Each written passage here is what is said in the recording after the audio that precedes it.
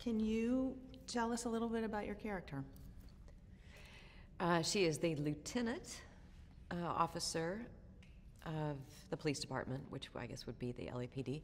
And it is her job to make sure that she and her prized employee, Ryan Gosling's character, who is also a detective, is to just keep order. We need to keep this delicate balance a balance between humanity and technology and not let it tip the scale on one side or the other. And your character, you've played some very powerful roles in the past, so what attracted you specifically to this one? I think just tough, powerful leadership. And they're all for a good cause. You know, it's not just retribution or hatred. There's a good cause in the mission. And if you had to describe this story without obviously giving too much away, how would you describe this story and its themes? I mean, really, it's a story about trying to seek your identity in this near future world. What does it mean to be human anymore? And trying to maintain love and connection as we know it today. Now, obviously you're familiar with the original Blade Runner. Do you remember the impact it had on you, and why do you feel that this film has stood up for 30 years? It's still current.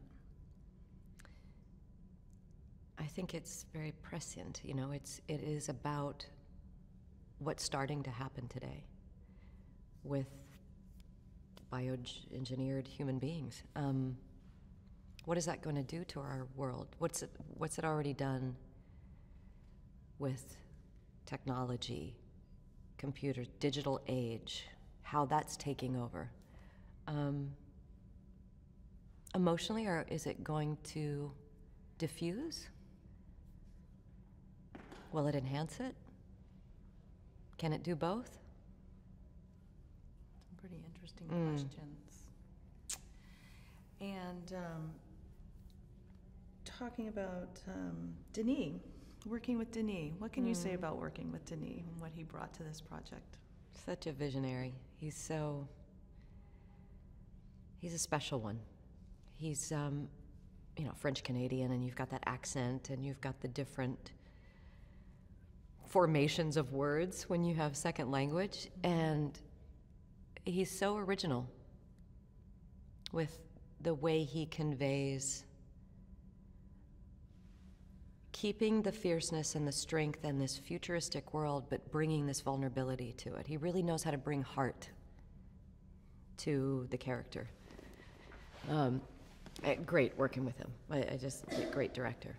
As far as audiences that have seen the first one, do you feel that this one can stand on its own?